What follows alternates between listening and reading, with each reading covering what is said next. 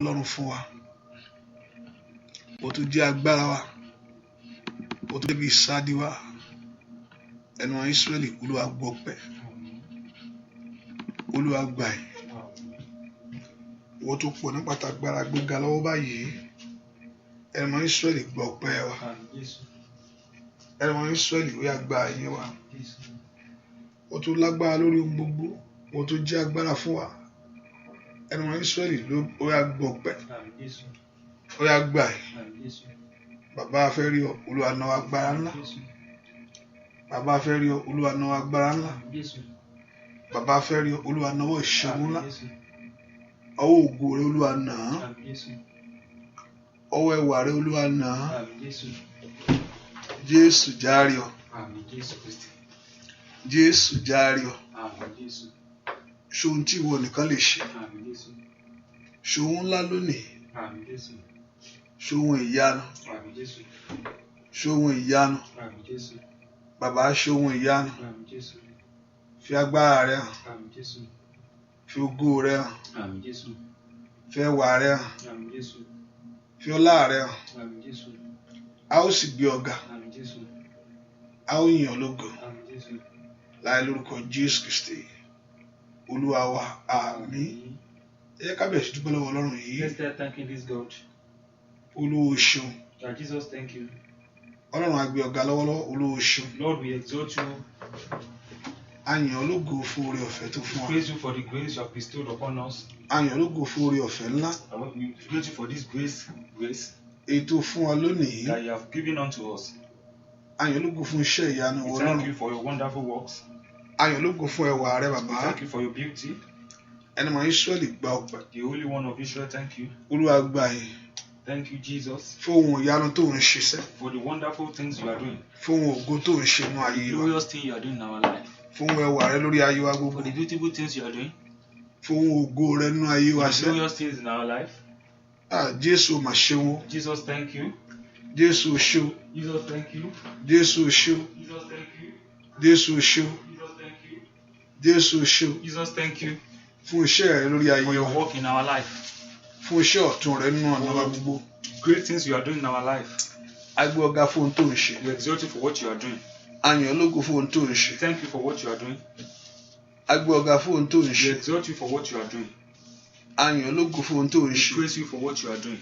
A yìn ọ́ bàbá We praise you, Lord, torí pé Ọlọ́run ni ọ́. because you are God. A yìn ọ́ bàbá We praise you, Lord, fún iṣẹ́ rẹ. for your work. A yìn ọ́ bàbá We praise you, Jesus, fún ohun ògo rẹ. for your glory things. Ẹni mọ̀ Ísírẹ́lì gbọ́ pẹ́. The Holy One of Israel, thank you. Olúwa gbà yín. Thank you, Jesus. Olúwa gbọ́ pẹ́. It's for our praise. Ẹ ká bẹ̀rẹ̀ sí dúpẹ́ lọ́wọ́ Ọlọ́run yìí. Let's start thanking this God. Ẹ ká bẹ̀rẹ̀ sí dúpẹ́ lọ́wọ́ Jésù. Let's start thanking this Jesus. Olúwa mà ṣe o. The Lord, thank you. Ẹni mọ̀ Ísírẹ́lì ò ṣe. The Holy One of Israel, thank you. Ẹni mọ̀ Ísírẹ́lì ò ṣe. The Holy One of Israel, thank you. Ẹni mọ̀ Ísírẹ́lì ò ṣe. The Holy One of Israel, thank you Fún ètò rẹ fún ayé mi. for your plan for my life, Fún ètò rẹ fún ayé ọmọ for mi. your plan for my children, Fún ètò rẹ fún ayé mi. for your plan for my life. Olùgbà ló máa ṣe o. Savior, thank you. Ẹ ká dúpẹ́ lọ́wọ́ Ọlọ́run Let's yìí. thank this God. Olùgbà ló ṣe. The Savior, thank you. Olùgbà ló ṣe. Savior, thank you.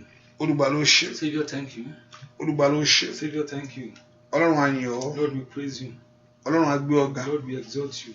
Ẹ máa yìn ọ́ fún iṣẹ́ rẹ. The Holy One of Israel, we praise you for your Ẹ work. máa yìn ọ́ fún iṣẹ́ rẹ. The Holy One of Israel, we praise you for your work. Ẹ máa yìn ọ́ fún iṣẹ́ rẹ. We praise you for your work. Olùgbà ló máa ṣe o. Lord, thank you. Olùgbà ló máa ṣe o. Lord, thank you. Dúpẹ́ lọ́wọ́ Ọlọ́run yìí. Thank this God. Olùgbà ló ṣe. Thank this God. Olùgbà ló ṣe. Savior, thank you. Olùgbà ló ṣe. Savior, thank you. Ẹni tó pọ̀ nípa àtagbára ó ṣe. The Lord who is mighty in power, thank you. Ẹni tó ní gbogbo agbára lọ́wọ́ ìwọ la gbéga. The Lord who owns all the power, thank you. Ìwọ la yìn fún oore ọ̀fẹ́. The one we are praising for this grace. Ìwọ la yìn fún àánú yìí. You are the one we are praising for this mercy. Ìwọ la gbéga sẹ́. You are the one we are exalting. Olúwo mà ṣeun. Lord, thank you. Olúwo mà ṣeun. Lord, thank you. Olúwo mà ṣeun. Lord, thank you. Olúwo mà ṣeun. Lord, thank you. Ẹ dúpẹ́ lọ́wọ́ Ọlọ́run Thank yìí. this God. Dúpẹ́ lọ́wọ́ Jésù. Thank this Jesus. Olùgbà ló ṣe. The Savior, thank you. Fún oore ọ̀fẹ́. For your grace. Fún àánú tá a rí gbà. For your mercy we receive. Olúwo ṣeun. Lord, thank you. Fún oore ọ̀fẹ́ tá a rí gbà. For your grace that we receive. Olúwa o ṣeun Lord, thank you fún àánú rẹ tó pọ̀ bí for iyanrìn. your mercy that is infinite. Bẹ́ẹ̀ ká dúpẹ́ lọ́wọ́ Ọlọ́run I yìí. want you to exalt this God. Ẹni mọ Ísírẹ́lì o ṣé o. Lord, the Holy One of Israel, thank you. Ẹni mọ Ísírẹ́lì a yìn The ọ́. Holy One of Israel will praise you. Olùgbàlà o ṣé. Savior, thank you. Olùgbàlà o mà ṣe. Savior, thank you. Olùgbàlà o mà ṣe. Savior, thank you. Olùgbàlà o mà ṣe. Savior, thank you. Bẹ́ẹ̀ ká dúpẹ́ lọ́wọ́ I Jésù. want you to praise this God. Ọba tó pọ̀ nípa ti God agbára. who is mighty in power. Ọba tó ní gbogbo agbára God lọ́wọ́. who owns all the power. Let's begin to thank him. Jẹ́ ká máa gbéga. Let's begin to worship Ẹ jẹ́ ká him. máa gbéga. Let's exalt him. Let's magnify the Lord. Ẹ jẹ́ ká gbéga fún oore rẹ̀. Ẹ ká yin Ọlọ́run fún orí rẹ̀, orí Let's ọ̀fẹ́ praise tá a rí him gbà. for the grace we are receiving. Ọwọ́ àánú tó fi kan ayé wa. For the mercy he has bestowed upon us. Ọwọ́ àánú tá a rí gbà sẹ́. For the mercy he has bestowed upon us. Ọwọ́ àánú lórí ayé wa. For thy mercy upon us. Olùgbàlà o ṣé o. Savior, thank you. Olùgbàlà o ṣé o. Savior, thank you. Olùgbàlà o ṣé o. Savior, thank you. Olùgbàlà o ṣé o. Savior, thank you. Olùgbàlà o ṣé. Savior, thank you. Olùgbàlà o mà ṣe. Savior, thank you. Ọlọ́run a yìn ọ́. Lord, we praise you. Ọlọ́run a gbé ọ̀gá. Lord, we exalt you. Ọlọ́run a yìn ọ́. Lord, we thank you. Dúpẹ́ lọ́wọ́ Ọlọ́run Thank yìí. this God. Bàbá o ṣé o. Father, thank Fún you iṣẹ́ ìyanu rẹ̀. for your great work. Olúwa o ṣé. Lord, thank you Fún àánú tá a rí gbà. for thy mercy. Olúwa o ṣé. Lord, thank you Olùgbàlà fún iṣẹ́ ìyanu for rẹ̀. thy great work. Olùgbàlà o ṣé. Lord, Savior, thank you. Olùgbàlà o mà ṣe. Savior, thank you. Jésù o ṣé o. Savior, thank you. A yìn ọ́ fún ògo rẹ̀. We praise you. A yìn ọ́ fún ẹwà rẹ̀. We exalt you. Ẹ ká dúpẹ́ lọ́wọ́ Ọlọ́run Let's yìí. thank this Jesus. Ẹ ká dúpẹ́ Ọlọ́run fún ìrìn àjò Let's ayé wa. thank him for the journey of our life. Ẹ ká dúpẹ́ Ọlọ́run fún ìrìn àjò ayé Let's wa. thank him for the journey of our Ọba life. tí òjò bàjẹ́. God who has not made it to be bad. Ọba tí òjò dàrú. God who has not made it to be worse for Ọba us. tí ò jẹ́ kí ọ̀tá ṣe yẹ̀yẹ́ God who wa. has not made enemy to ridicule us. Ẹ jẹ́ ká gbé Ọlọ́run ga. Let's exalt this God. Ẹ ká yìn fún oore ọ̀fẹ́. Let's praise him for the grace. Ẹ ká yìn fún àánú tá a rí Let's gbà praise him sẹ́. for the mercy we receive. Olùgbà ló máa ṣe o. That Savior, thank you. Olùgbà ló máa That ṣe o. Savior, thank you. Olùgbà ló máa ṣe o. That Savior, thank you. Olùgbàlà yìn ọ́. That Savior, thank you.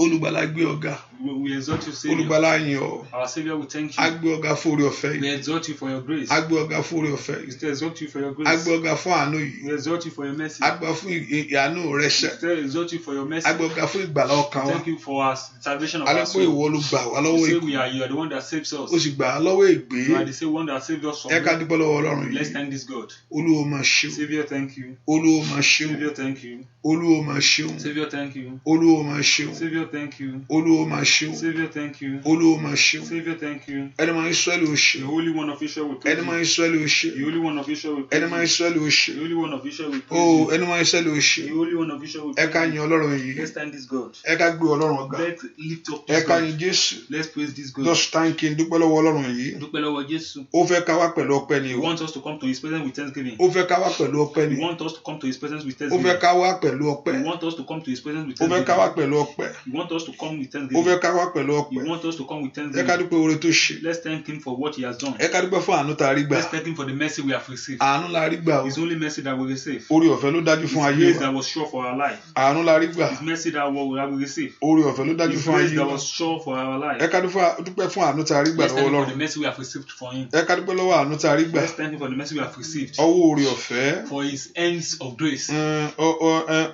oore ọ̀fẹ́ rẹ̀. For his ends of grace in our life. Nínú ayé wa, nínú ayé ọmọ. In our life, in the life of our kids. Nínú ayé ọkọ. In the life of our Nínú ayé ẹbí. in the life of our husband. Ọba tí ò jẹ́ kó jẹ́ ojú ìgbàlà tì wá. God who has not put us to shame. Ọba tí ò jẹ́ kó ojú ìgbàgbọ́ ti ayé He wa. has not made us to Ẹ ká dúpẹ́ lọ́wọ́ Ọlọ́run yìí. Let's thank this God. Jésù ò ṣe. Thank this. Dúpẹ́ lọ́wọ́ Ọlọ́run.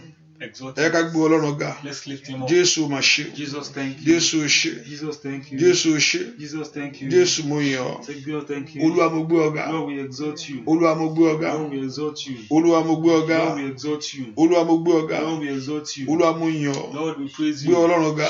Thank this Ó God. dúpẹ́ lọ́wọ́ Ọlọ́run yìí. Praise this God. Dúpẹ́. Thank him, thank him, thank Dúpẹ́ lọ́wọ́ him. Ọlọ́run yìí. Thank this God. Olúwa o ṣeun. That Jesus, thank you. Kábíyèsí o ṣe. Savior, thank you. Kábíyèsí o ṣeun. Our Savior, thank you. Kábíyèsí o ṣe. Savior, thank you. Kábíyèsí o ṣeun. Savior, thank you. Ọlọ́run tó pọ̀ nípa tàgbára God o who is ṣe. mighty in power. Ọlọ́run tó ní agbára lọ́wọ́ o mà God ṣe. who owns all the power. Jésù o ṣe. Thank you, Jesus. Olúwa o ṣeun. Thank you, Jesus. Olúwa o ṣeun. Thank you, Jesus. Olúwa o ṣeun. Thank you, Jesus. Fi ọpẹ́ fún Ọlọ́run. Exalt this God. Dúpẹ́ fún orí ọ̀fẹ́. Thank him for the grace. Dúpẹ́ fún orí ọ̀fẹ́. Thank him for the grace. Dúpẹ́ fún orí ọ̀fẹ́. Thank him for the grace. Dúpẹ́ fún àánú. Thank him for the mercy. Dúpẹ́ lọ́wọ́ Ọlọ́run yìí. Thank this God. Ọlọ́run ó mà ṣe o. Savior, thank you. Kábíyèsí o ṣe o. Savior, thank you. Ó lóore ọ̀fẹ́. Lẹ́rìí ni.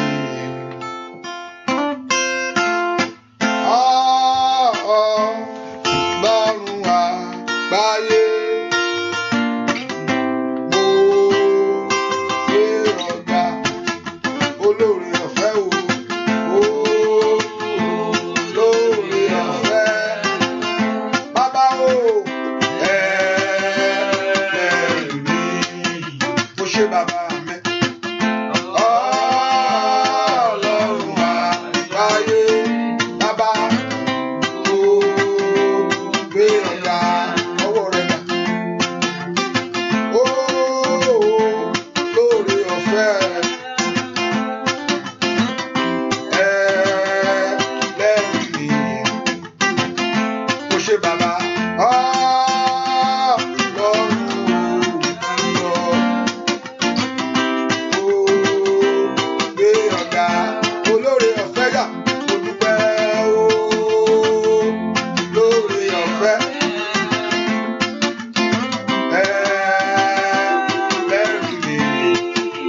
Ṣé bàbá mi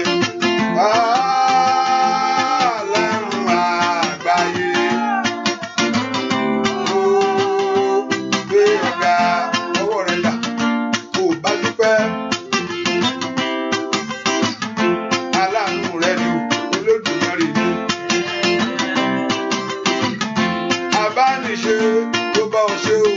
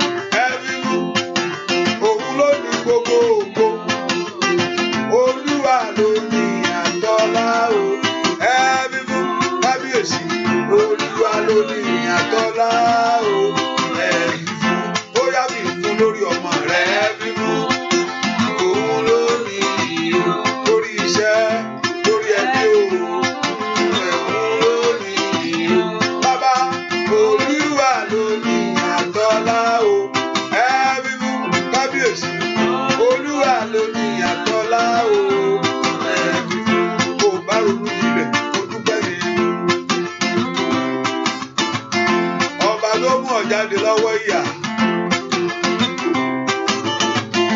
ọba tí òjò sọkún lórí ọmọ yẹn ibi ààbò ńlá agbára wa ní gbogbo ọ̀nà ó mà ṣe óyá ní gbogbo ọ̀nà ẹ ṣe bàbá ní gbogbo ọ̀nà ẹ ṣe o.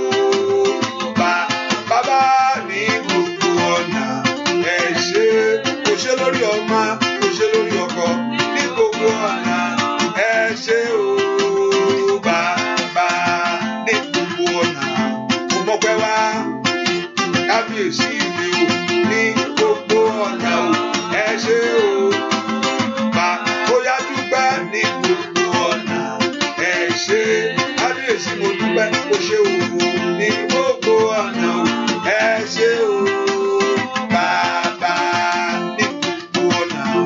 Ṣe fún wa ní gbogbo ọ̀nà ẹ ṣe o bàbá o ní gbogbo ọ̀nà ẹ ṣe lórí ilé mi o lórí ọmọ ní gbogbo ọ̀nà ẹ ṣe o bàbá ní gbogbo ọ̀nà òróró mi lẹ̀ṣẹ̀ o ní gbogbo ọ̀nà o ẹ ṣe o ó yá gbígbá.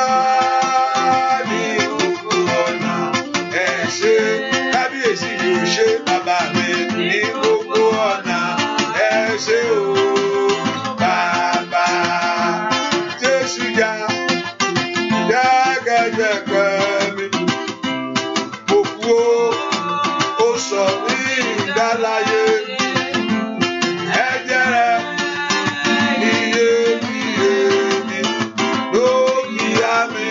padà.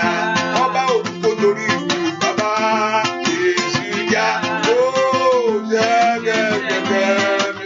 Kábíyèsí òkú ó sọ mí ìdálàyé lọ́wọ́ ìgbé. Ẹ̀jẹ̀ rẹ̀ iyebíye mi ló fi ra mi padà. Ọba òkú torí mi Jésù já. Jẹ́gẹ́jẹ́gẹ́ mi mo bọ́ lọ́wọ́ òkú ó sọ mí ìdálàyé. Kábíyèsí ẹ̀jẹ̀ rẹ̀ iyebíye mi ó fi ra mi padà. Ó tẹ̀jẹ̀ rẹ̀ nítorí mi o. Jésù já ìfẹ́ ikọ̀ jẹ́gẹ́gẹ́ mi. Ó sọ mí ìdálàyé. Ó bàbá ẹ̀jẹ̀ rẹ̀ iyebíye ló fi ra mi padà. Ọba òkú kò torí ìwà sẹ́. Kò ṣe bàbá jẹ́gẹ́gẹ́ mi. Òkú ó sọ mí ìdálàyé. Ó mo dúpẹ́ ẹ̀jẹ̀ rẹ̀ iyebíye mi ló fi ra mi padà. Ọba òkú kò torí ìwà sẹ́. Jésù já mo dúpẹ́. Kò ṣe bàbá òkú ó sọ mí ìdálà. Ó yá mo dúpẹ́ o. Ẹ̀jẹ̀ rẹ̀ iyebíye mi ló fi ra mi padà.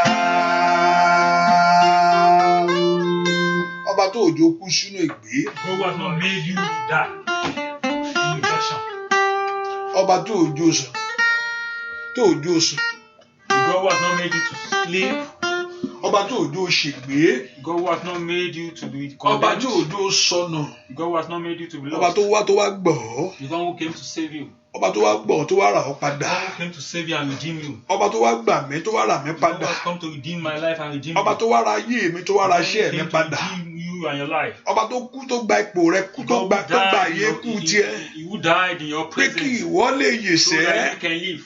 Bẹ́ẹ̀ kò fi ọpẹ́ fún ẹni yìí. I want you to give praise unto this Irú God. ìfẹ́ wo ni? What kind of love is this? Ẹn tó fi ẹ̀mí rẹ̀ lélẹ̀ God fún. who laid down his life Ẹn for pé àníṣe kí wọ́n ẹ jẹ́ kí lè máa lọ. that this one Ẹ should jẹ́ just kí be mi free. dúró. Let me leave. Ó sì dúró san gbèsè yẹn. And he waited Pé ká lè ní ìyà nípẹ̀kun. so that you can have Kí ló that tó everlasting ọpẹ́ náà life. láti fún? What is worthy of Kí giving la unto lè him? fún sẹ́bí kò ṣe pé ká mọ oore What is yìí? worthy of giving up to him? And thank him for what he has done Ẹ for ká dúpẹ́ fún you. ohun tó ti ṣe. Bẹ́ẹ̀ kó o dúpẹ́ lọ́wọ́ Ọlọ́run I yìí want to sẹ́. thank this God. Ọlọ́run mi ò mọ̀ ṣe My o. Lord, thank you. Ọlọ́run mi ò mọ̀ ṣe My o. God, thank you. Ọlọ́run mi ò mọ̀ ṣe o. My God, thank you. Pé ọ̀rọ̀ yẹn, the good news of it is not hidden from you. Ìròyìn ayọ̀ ni pé kò fi pamọ́ fún ọ. Ọ̀pọ̀lọpọ̀ ní ẹ̀wọ̀n kò rí ìròyìn ayọ̀ yẹn. They never see that good news. That's another thing again. Ìròyìn ayọ̀ yẹn kò pamọ́ fún The ìwọ. good news is not hidden from you. Ó ṣe ọ lójú láti mọ̀ He ọ́. opened your eyes to know it. Ọ̀pọ̀lọpọ̀ ni ò mọ̀ o. Some don't know Ṣùgbọ́n ó it. fún ọ ní orí ọ̀fẹ́ When he gave you that láti grace, mọ̀ nípa ìròyìn to ayọ̀ know yìí. that grace, Láti gbà sínú ọkàn rẹ. to receive it in Olúwo your mà heart. ṣe ó gbà That mí. thank you. Ọ̀pọ̀lọpọ̀ á ní àmọ́fáyé mi fún Jésù. Lóòótọ́ Ọlọ́run ló Jésù ló fi ayé tiẹ̀ fún wa. Some will say I'm giving my life to Christ, but that is not the case. Jésù ló fi ayé tiẹ̀ Jesus fún wa. that gave us his life. Ó fi ayé tiẹ̀ fún wa. Gave us his life. And you receive that Àwa life. dìgbà. And when you receive that Nígbà tí a life, sì gbà. you have eternal life. A ní ìyà Ó fi ẹ̀bùn orí ọ̀fẹ́ ni. It is a gift unto us. Ẹ̀bùn ní pé ayé mi rè gbà á. It's a gift for my life. Ẹni tó bá gbà á gbọ́, ẹni tó bá gbà á ló sọ. Whosoever receives Ẹni it. tó bá gbà á Whosoever yóò receives ní it. ìyà We have àìnípẹ̀kun. that everlasting Ẹ ká life. dúpẹ́ fún Ọlọ́run kó fi Let's ayé rẹ̀ thank fún God mi. for this Mo life sì that dúpẹ́ is fún orí given to us. ọ̀fẹ́ And let thank láti you mú to mi God gbà á. to receive it. Ọ̀pọ̀lọpọ̀ ní ò gbà There are some á. I that don't didn't. care about it, mi ń fẹ́ mọ̀ kó máa lọ. Ṣùgbọ́n orí ọ̀fẹ́ dájú fún ọ. For that grace Dúpẹ́ lọ́wọ́ of Ọlọ́run faith, thank this yìí. God Fún orí ọ̀fẹ́ dájú fún for that ọ. grace that was sure for Jésù ó mà ṣe. that Jesus thank you. Jésù ó mà ṣe. That Jesus thank you. Jésù ó mà ṣe. Jesus thank you. Gbọ́ àdúrà lórúkọ Jésù Kristi. Olúwa wá. Amen. Ẹ má gbàgbé o. Do not forget. Ẹ má gbàgbé o láti fi ránṣẹ́. Do not forget to share. Ẹni ní 29.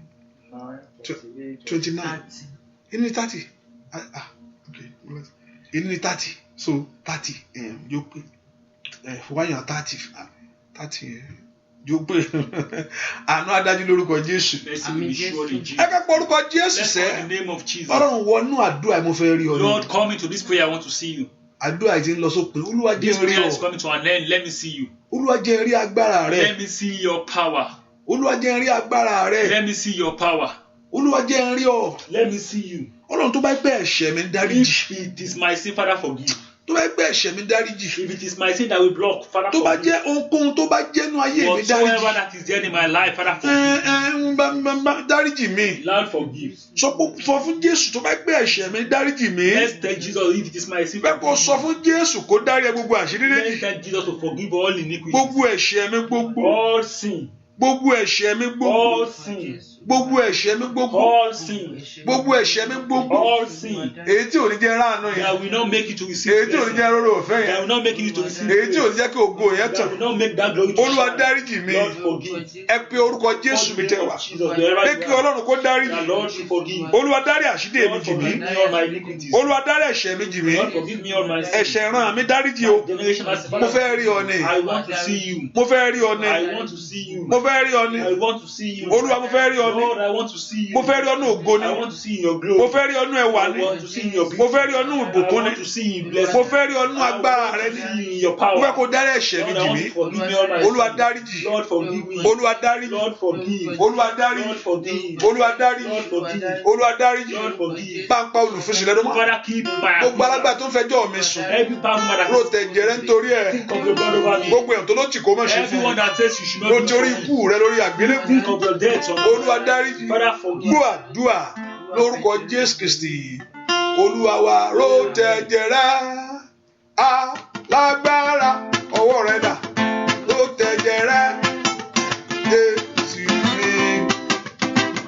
Bàbá mi má gbà mí lọ́wọ́ ogun èṣù. Tẹ̀jẹ̀ rẹ ní kí o ro. Óyá óyá o ro tẹ̀jẹ̀ rẹ. Alágbára ó tẹ̀jẹ̀ rẹ. Kábíyèsí Jésù mi. Ọba mi má gbà mí lọ́wọ́ ogun èṣù. Tẹ̀jẹ̀ rẹ ní kí o ro. Owó rẹ dà. Ó tẹ̀jẹ̀ rẹ o. Alágbára ó tẹ̀jẹ̀ rẹ. Jésù mi. Ọba mi má gbà mí lọ́wọ́ ogun èṣù. Tẹ̀jẹ̀ rẹ. Kábíyèsí ni kí o ro. Ó yá sọ fún o tẹ̀jẹ̀ rẹ. Alágbára ó tẹ̀jẹ̀ rẹ. Jésù mi. Ọba mi má gbà mí lọ́wọ́ ogun èṣù. Tẹ̀jẹ̀ rẹ ní kí o ro. Ó tẹ̀jẹ̀ rẹ. Alágbára bàbá ó tẹ̀jẹ̀ rẹ. Jésù mi. Ọba mi má gbà mí lọ́wọ́ ogun èṣù. Tẹ̀jẹ̀ rẹ ní kí o ro. Ó yá gbàdúrà ó tẹ̀jẹ̀ rẹ. Alágbára ó tẹ̀jẹ̀ rẹ. Jésù mi. Ọba mi má gbà mí lọ́wọ́ ogun èṣù. Tẹ̀jẹ̀ rẹ ní kí o ro. Ó yá ro tẹ̀jẹ̀ rẹ ní kí o ro. Ó yá ro tẹ̀jẹ̀ rẹ. Tẹ̀jẹ̀ rẹ ní kí o ro. Jésù owó tẹ̀rẹ̀ má ro tẹ̀ṣẹ̀ mi bàbá o. Ó yá o. Ó tẹ̀jẹ̀ rẹ ní kí o ro. Ó gbọ́ tẹ̀jẹ̀ rẹ ní o. Tẹ̀jẹ̀ rẹ ní kí o ro. Tẹ̀jẹ̀ rẹ ní kí o ro. Ẹ pe orúkọ Jésù. Call the name of Jesus. Tẹ̀jẹ̀ rẹ ní kó o rò. It's your blood you think of. Tẹ̀jẹ̀ rẹ ní kó o rò. Think of your blood. Tẹ̀jẹ̀ rẹ ní kó o rò. Think of your blood. Tẹ̀jẹ̀ rẹ ní kó o rò. Think of your blood. Tẹ̀jẹ̀ rẹ ní kó o rò. Think of your blood. Tẹ̀jẹ̀ rẹ ní kó o rò. Think of your blood. Tẹ̀jẹ̀ rẹ ní kó o rò. Think of your Tí blood. ẹ̀jẹ̀ rẹ ní kó rò. Think of your Ní blood. orúkọ Jésù tí ẹ̀jẹ̀ rẹ ní kí ó rò. It's your blood you think of. Màkàtà tí ẹ̀jẹ̀ rẹ ní kí ó rò. It's your blood you think of. Tí ẹ̀jẹ̀ rẹ ní kí ó rò. It's your blood you Tí think of. ẹ̀jẹ̀ rẹ ní kí ó rò. It's your blood you think of. Olúwa rò tí ẹ̀jẹ̀ rẹ. Think of your blood. Olúwa rò tí ẹ̀jẹ̀ rẹ. Of your blood. Olúwa rò tí ẹ̀jẹ̀ rẹ. Of your blood. Olúwa rò tí ẹ̀jẹ̀ rẹ. Of your blood. Olúwa rò tí ẹ̀jẹ̀ rẹ. Of your blood. Lórí ayé mi. Over my life. Kí àdúrà yìí má bàa bá sásán So o. that this prayer will not Olúwa rò tí ẹ̀jẹ̀ rẹ. think of your blood. Kó o ṣàánú fún Have mi. mercy upon me. Olúwa rò tí ẹ̀jẹ̀ rẹ. Think of your blood. Kó o jẹ́ kí ìyà mi dópin. And let my faith Olúwa rò tí ẹ̀jẹ̀ rẹ. think of your blood. Kí ẹ̀gàn mi So dópin. that my evil Abala ńlá ni kó o gbàdúrà. Thank Olúwa rò tí ẹ̀jẹ̀ rẹ lónìí. Mo fẹ́ rí ìyanu I want àdúrà. to see the wonder. Èmi náà fẹ́ rí ọwọ́ agbára I want to rẹ. see your powerful Èmi náà fẹ́ rí ọwọ́ agbára I rẹ. want to see your powerful Èmi náà fẹ́ rí ọwọ́ ògo I rẹ. want to see your glorious Mo fẹ́ rí ọwọ́ ẹwà rẹ. I want to see your Mo beautiful fẹ́ mọ̀ pé ìwọ ni I Ọlọ́run. want to see the Bẹ́ẹ̀ kó ṣàánú I fún want mi. to have mercy upon Bẹ́ẹ̀ kó me. I ṣàánú want to fún have mi. mercy on me. Bẹ́ẹ̀ kó I ṣàánú want to fún have mi. mercy on me. Kó bá mi nu omi jẹ́ So èmi that nù. you wipe away my Kó tears. mú ẹkún mi kúrò. You wipe away my Nínú tears. àdúrà In yìí. this very Mo fẹ́ prayer. dín mi ìfẹ́ sọ̀rọ̀ I lásán. don't want to talk Mi in ìfẹ́ vain. wá I lásán. don't want to come in Olúwa vain. mi ìfẹ́ wá I lásán. want to come in Olúwa mi vain. ìfẹ́ wú I lásán. don't want to speak in Bẹ́ẹ̀ kó vain. ṣàánú I mi. want to have mercy upon Tàánú me. mi ni kó Have mercy upon me. Àánú mi ni kó Have mercy ṣe. upon me. Àánú mi ni kó Have mercy ṣe. upon me. Àánú mi ni kó Have ṣe. mercy upon me. Kó o pè mí níjà. Fight for me. Àánú mi ni kó Have mercy ṣe. upon me. Kó o gbà mí lọ́wọ́ ẹ̀gàn. Take away from Àánú me. mi ni kó ṣe. Have mercy upon me. Kó o gbé ayé mi dìde. Àánú mi ni kó Have ṣe. mercy upon me. Kó o ràn mí lọ́wọ́. Help me. Àánú mi ni kó Have ṣe. mercy upon me. Kó o lànà àbáyọ kò I'll mí. make a way for me. Tàánú mi ni kó Have ṣe. mercy upon me. Kó o yanjú ẹ̀ I'll lónìí. make a solution Àánú for mi ni me. kó ṣe. Have mercy upon Kó o me. sílẹ̀kùn rẹ̀ kò mí. I'll open the door Àánú for mi me. ni kó ṣe. Have mercy upon Kó o me. wọ ọmọ mi sàn. Àánú mi ni kó ṣe. Have mercy upon me. Kó o gbà mí lọ́wọ́ ikú. Àánú mi ni kó ṣe. Have mercy upon Ẹ me. fi orúkọ Jésù. Bọ́lá kó ṣàánú rẹ̀ Have lónìí. mercy upon me. Olúwa ṣàánú fún Lord, mi. have mercy upon me. Olúwa ṣàánú fún Lord, have mi. mercy upon me. Olúwa ṣàánú fún Have mi. mercy upon me. Olúwa ṣàánú Have fún mercy mi. upon me today. Olúwa ṣàánú Have mercy fún mi. upon me today. Olúwa ṣàánú Have fún mercy upon mi. me today. Àní gbàdúrà. Pray. Olúwa kó ṣàánú That fún ọ. God should have mercy Olúwa kó upon me. ṣàánú fún ọ. Have mercy upon Ní me. orúkọ Jésù. Makakali makosatayaba. Matototolikaba. Gbọ́ àdúrà lórúkọ Jésù Kristi. Olúwa wa. Amen. Gbọ́ àdúrà lórúkọ Jésù Kristi Olúwa wa. Amen. Ọ̀rọ̀ Ọlọ́run sọ pé èmi ó ṣàánú fún ẹni tí òun ó The word ṣàánú of fún. God says I will have mercy upon who I will have mercy on. Ó lóun ó ṣàánú fún ẹni tó ó ṣàánú He fún. said he's going to have mercy upon whom he's going to have mercy Dàpé upon. ohun tó sọ ní clear statement kò sẹ́ni tó máa mú mi sí. That means no one will hold me responsible Màá ṣe for nǹkan tí that. màá ṣe ló sọ. I will do whatever I want to do. Màá ṣe nǹkan tí màá ṣe ló I sọ. will do whatever I want to do. Kò sẹ́ni tó máa dictate fún. No one will dictate for me. Ẹni tó máa tó òun á ṣàánú fún ẹni tó bá kù. I will have mercy for whosoever I want to. Ẹlòmíì àti ẹlòmíì ó ṣàánú fún olè orí He àgbélébùú bestowed yẹn. mercy upon that thief on the cross. Àánú warí lọ́jọ́ yẹn. And that mercy searched for him. Olúwa yóò ṣàánú fún ẹni tí ó God will ṣàánú have fún. mercy upon who is going to have mercy upon. Ọlọ́run yóò ṣàánú fún ọ. God will have mercy upon you. Ọlọ́run yóò ṣàánú God fún will ọ. have mercy upon you. Ọlọ́run yóò ṣàánú God will fún have ọ. mercy upon you. Ọlọ́run yóò ṣàánú God fún will ọ. have mercy upon you. Ọlọ́run yóò ṣàánú God fún will ayé. have mercy upon you. Ọlọ́run yóò ṣàánú God fún will ọ. have mercy upon you. Ọlọ́run yóò ṣàánú God fún will ọ. have mercy on you. Nínú àdúrà ẹ̀ kó ṣàánú In fún this ọ. very prayer, may He have mercy on you. Nínú àdúrà ẹ̀ kó ṣàánú In fún this ọ. prayer, may He have mercy on you. Nínú àdúrà ẹ̀ kó ṣàánú In fún this ọ. prayer, may He Ó have bá mercy gbogbo on ogun you. yẹn wí o. May He go against every Ó bá problem. gbogbo ogun yẹn wí. May He go against every problem. Ó bá gbogbo agbára kágbára yẹn wí. May He go every string. Ó bá gbogbo ọgbà agbára ọ̀tá yẹn wí. May He go against every string Nínú power. àdúrà ẹ̀ kẹ́ ráàánú gbà. This prayer, may He receive Ẹ jẹ́ ẹ ráàánú gbà. receive mercy. Ẹ ráàánú gbà. Receive mercy. Ẹ ráàánú gbà. Receive mercy. Ẹ ráàánú gbà. Receive mercy. Gbọ́ àdúrà lórúkọ Jésù Kristi. Olúwa wa gbogbo ipá àtàgbára lọ́wọ́ rẹ̀ ló wà o. Ọlọ́run lókè gbogbo ipá o àtàgbára gbogbo ipá àtàgbára lọ́wọ́ rẹ̀ ló wà o.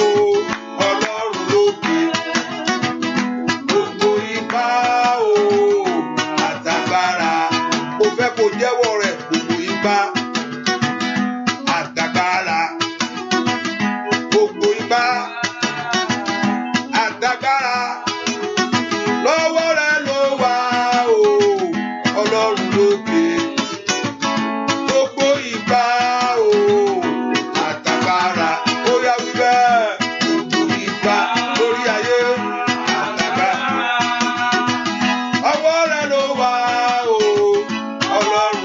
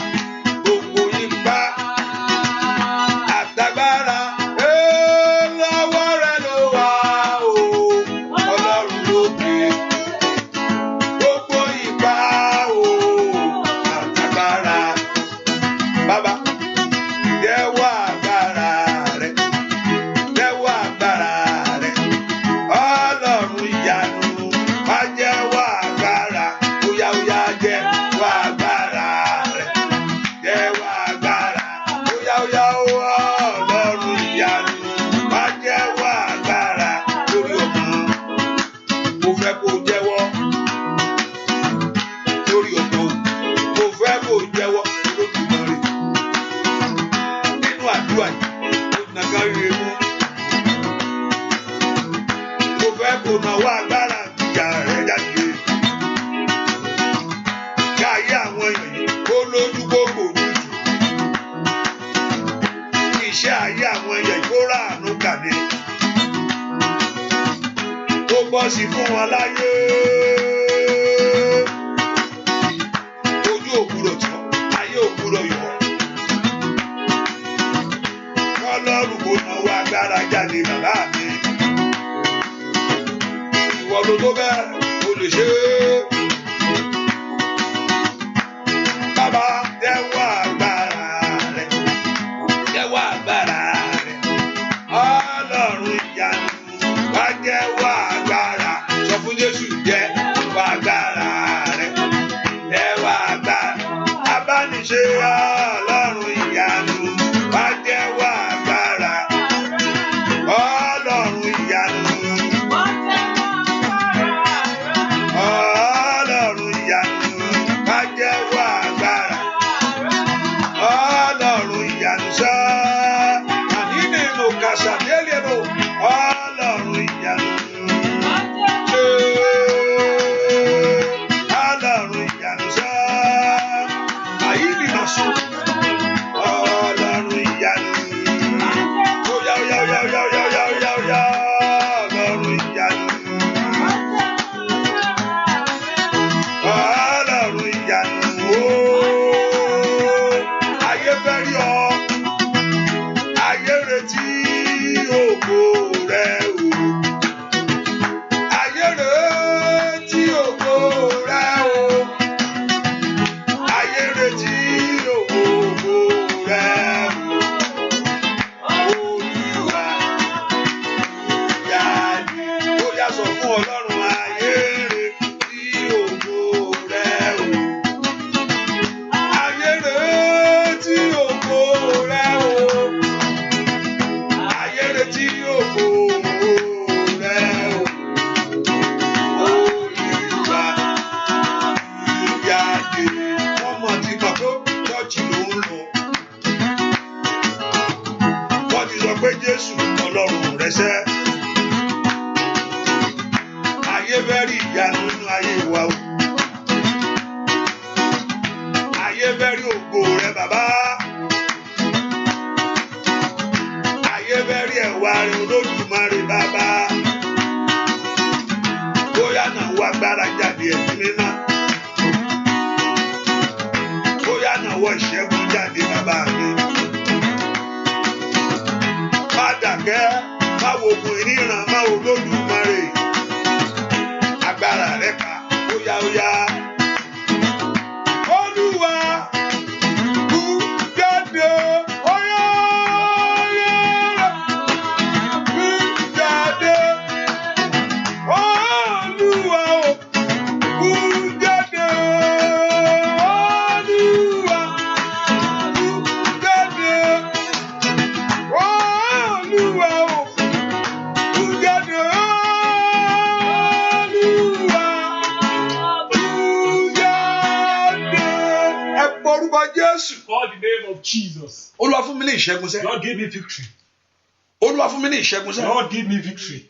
Ìṣẹ́gun mi ń bẹ lọ́wọ́ rẹ. My victory is in your hands. Gbogbo agbára tó ló tì ní kó tẹríba. Every strength power that says Gbogbo ipá tó lò wò nígbà ní kó ṣe every mọ́ṣẹ́ fún power mi. that says it's not going to allow me Father to Olúwa fún mi destroy ní ìṣẹ́gun them. Lord rẹ. give me victory.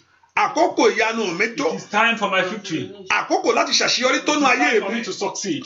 Olúwa fún mi ní ìṣẹ́gun Lord rẹ. give me victory. Ìwọ ọ̀nà là fún ayé mi Lord is sẹ́. open for me. Gbogbo ipá tó ló jì. Every strength power that says Olúwa tẹrí rẹ̀ bá. Father, bow them down. Olúwa tẹrí rẹ̀ bá. Bow them down. Gbogbo ohun tó lọ́wọ́ ò ní gbà. Every voice that says it's not going to Olúwa allow. ṣe mọ́ṣẹ́. Lord put them in control. Olúwa ṣe mọ́ṣẹ́. Put them in control. Olúwa ṣe Father, mọ́ṣẹ́. put them in control. Ayé ń retí ògo rẹ Lord, bàbá. people are expecting your glory. Ayé fẹ́ rí pé mo ti pè ọ́ People want lọ́lọ́run. to say that I'm calling you. Ayé fẹ́ rí pé mo fẹ́ rí People ògo rẹ. want to see your glory. Màyí ni màkúsà ká ní màkàsàtà.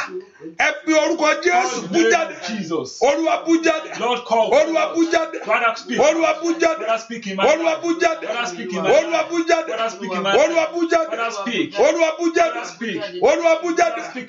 Olúwa bú jáde.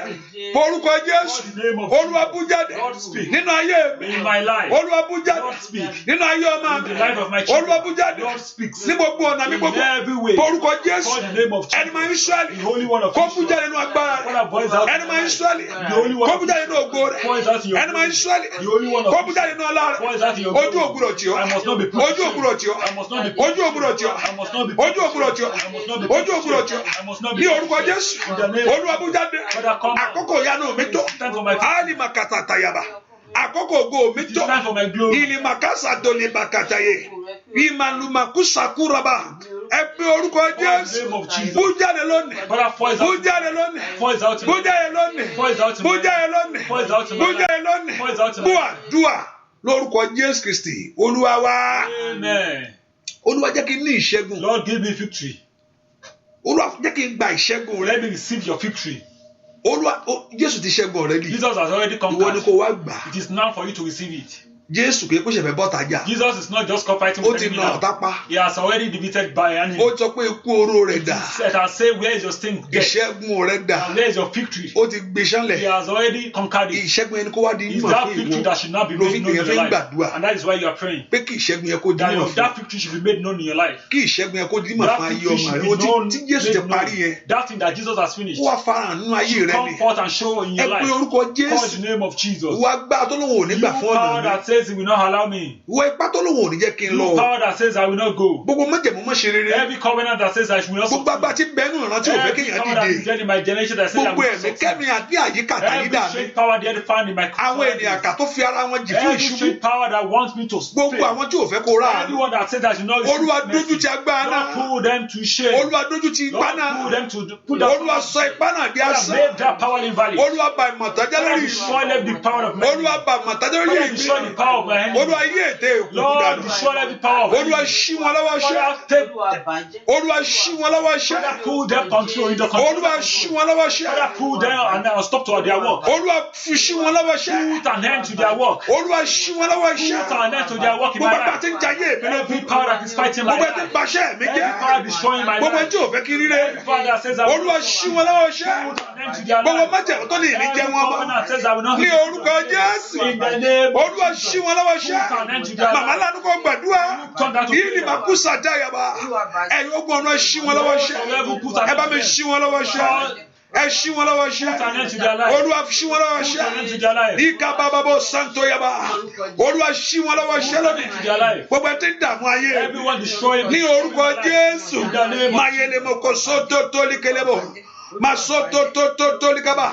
Matoto toli kebo. Ribagadaba. Masoto toli kebo. Ẹ pe orúkọ Jésù. The Lord God of heaven must put an end to their works today. Ó ní kí Ọlọ́run kó fi òpin sí iṣẹ́ wọn. Iṣẹ́ tó ń dà tó jẹ́ ọrọ́mọ bí yẹn. Iṣẹ́ tí ò fẹ́ kí n ní ayọ̀. Gbogbo iṣẹ́ òkùnkùn lórí mi lónìí. Olúwa bà iṣẹ́ náà jẹ́. Olúwa ṣí wọn lọ́wọ́ iṣẹ́ yẹn. Olúwa ṣí wọn lọ́wọ́ iṣẹ́. Ask the Lord to put an end to their works over your life. Olúwa ṣí wọn lọ́wọ́ iṣẹ́ lórí ayé mi o. Gbogbo alágbára tí ń dààmú ògo. Gbogbo alágbára tí ń dààmú ẹwà. Gbogbo alágbára tó láṣetì o. Àgbẹ̀ àṣetì ni. Ipa májẹ̀mú òkùnkùn. Ìkàtàtà tó tó ní kálábà. Màsótó tó ní pẹrẹbẹtẹ. Àní gbàdúrà. Olúwa ṣí wọn lọ́wọ́ iṣẹ́. Gbọ́ àdúrà lórúkọ Jésù Kristi. Olúwa wa. Amen. Ọ̀tá ò kì í fìyà jẹyàn. Enemy does not punish one A sọ pé ìyà yẹn ti pọ̀jù tá a ti fi jẹ́ yẹn. and say, let me put an end to that suffering. Ẹ jẹ́ ká filẹ̀ kó máa lọ. Let him go for free. Láíláí. It has never happened. Impossible. Sátánì Devil, kò lè máa fìyà jẹyàn láyé. he will not be punishing one in life Kọ́nà ìyà tí mo ti fẹ́ ni jẹ́ ní ti tó. and say that thing is enough. That suffering is Ìyà tí enough. mo ti fìyà jẹ jù. I've already suffered him Mo ti enough. dààmú ẹ̀. I've already suffered him enough. Jẹ́ máa lọ. Let him go. Láíláí. It has never happened. Láíláí kò lè ṣẹlẹ̀. It's not possible. Mo sọ fún ọmọ ẹlẹ́nìkan sọ pé jọ pé tí ìyà bá jẹun tó ìyà yẹn á sá lọ mọ́ nírọ́ ni ìyà yẹn ló pọ̀. Someone says, if that suffering has gotten to a stage, he will surely leave me. Pé ó bá ti Sátánì ò ní àánú. Satan does not have Òun la fi ń mercy. pe Ọlọ́run ní aláàánú. And that is God mercy. So Satan, his work is contrary to God's works. Iṣẹ́ Sátánì ó lòdì sí ti Ọlọ́run. Ohun tí Ọlọ́run máa ń ṣe, just know that Satan is going to do something contrary to that very thing. Whatever God is doing is just the opposite of what enemy will do. Satan will not do things that God is doing in his own way, in the ways of God. Sátánì kò ní ṣe ohun tí Ọlọ́run ṣe ní ọ̀nà tí Ọlọ́run yóò ṣe. He will do it contrary to God's work. Yóò ṣe ní ọ̀nà tí yóò gbà lòdì sí Ọlọ́run. That's how you know the God and know Satan works. Báyìí ló ṣe máa mọ Ọlọ́run àti èṣù. Because God is a merciful God. Torí pé Ọlọ́run jẹ́ Ọlọ́run àánú. And Satan, there is no mercy from him. Èṣù dẹ̀ jẹ́ ẹni tí kò ní àánú. His own is to judge, to condemn. Sátánì ti iṣẹ́ tirẹ̀ ní láti pa. He is the accuser of our life. Ó jẹ́ olùfisùn ayé wa. Is there to accuse us. Ó wà láti fi wá ẹjọ́ wa. Is there to accuse your dream. Ó wà láti fi ẹjọ́ ayé wa. He's not there to play with you. Kò wá láti ṣeré pẹ̀lú wa. He's not there just to play with you. Kò wá láti ṣeré pẹ̀lú wa. He's there to destroy. Ó wá láti parun. But Jesus came Jésù wá to give you life. láti fún wa ní ìyè. So anything, Satan will do something contrary to life. So Sátánì yóò ṣe ohun tí ó lòdì sí ti Ọlọ́run. He will do something contrary to life. Yóò ṣe ohun tí ó lòdì sí ti ayé wa. He will do contrary to life. Yóò ṣe ohun tó yàtọ̀ sí ìyè.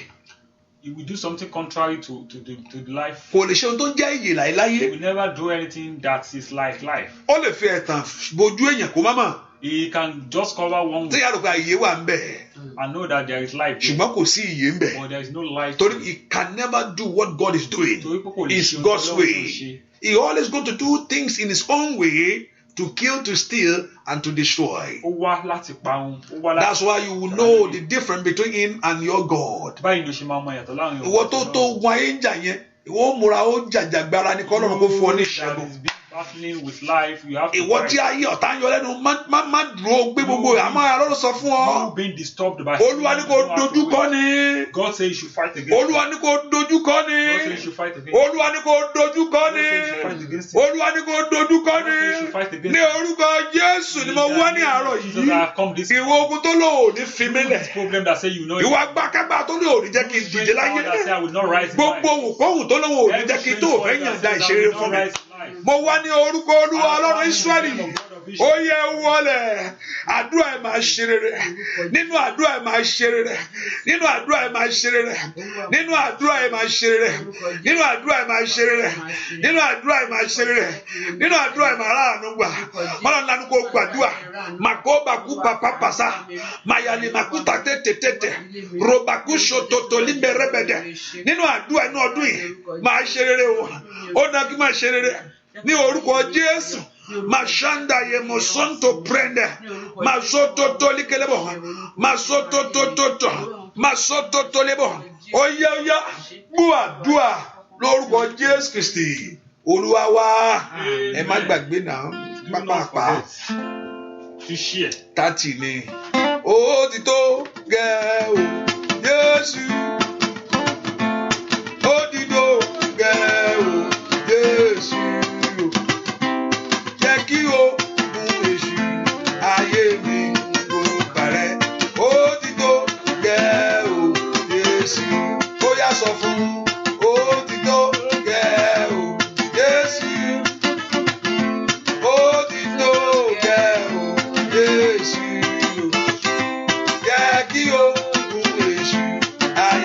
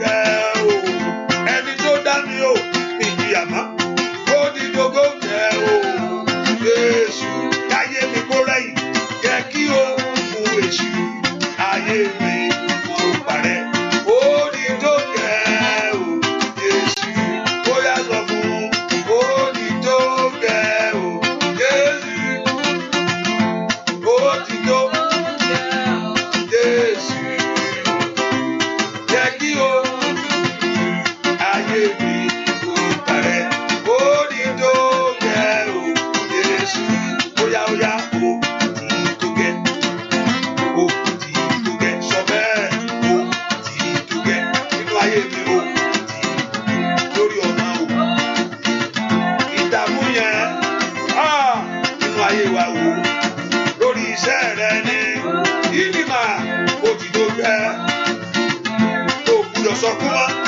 ó lórúkọ Jésù ó yá sọ bẹ́ẹ̀ àìlèmọ̀ sáyà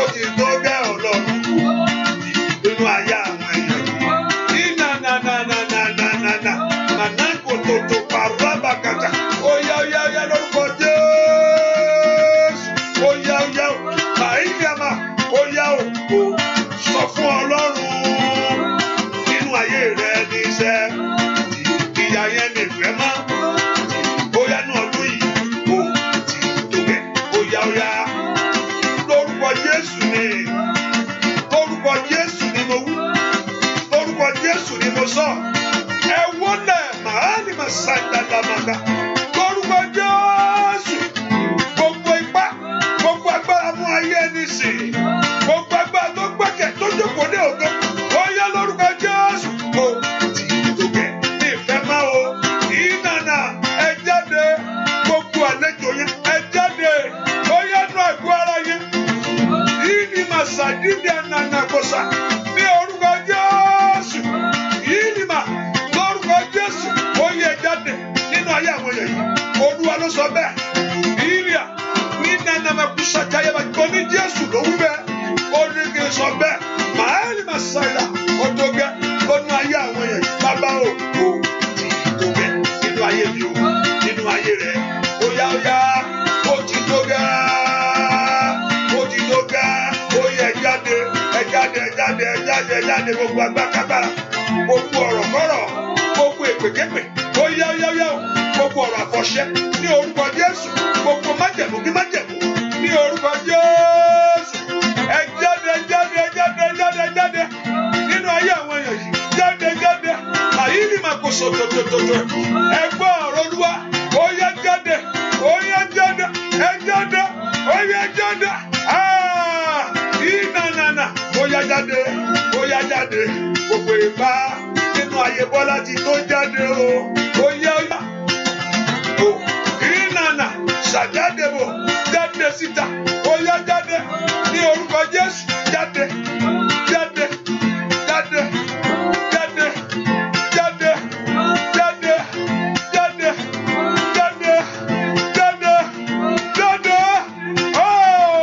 nínú ayé ṣe jáde ìnànànà raba ribagaba ragaba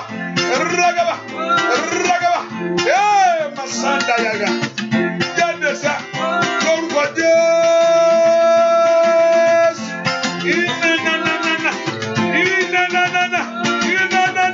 ìnànànà mọ̀sọ̀tọ̀tọ̀ ní kàlíbò mọ̀sẹ̀tẹ̀ ó yẹ jáde ẹ jáde lórúkọ Jésù ẹ jáde ẹ fàyè àwọn èèyàn ilẹ̀ ẹ jáde ní orúkọ Jésù ó yẹ jáde ìnànà ìtàdà Olúwa kó lé wọn jáde ẹ̀yin ajáde ọlọ́run ẹ̀fẹ̀ gba yín lé wọn jáde gbogbo ẹ̀fọ́ yẹn lórúkọ Jésù ó dẹni ìgbéga látòní lọ ìdè rẹ já